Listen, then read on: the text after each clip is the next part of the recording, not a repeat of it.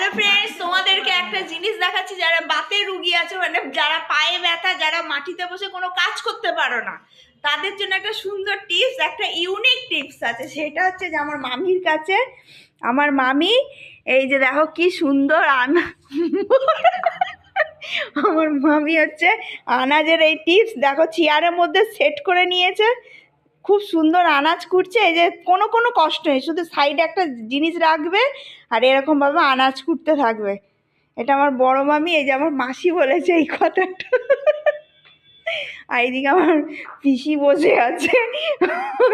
সবাই আমরা একটা ইউনিক দেখলাম, সত্যিকারে কিন্তু দেখলাম। এটা কিন্তু আমরা খাটে বসে দেখেছি, তাই তো? এটা হচ্ছে নতুন।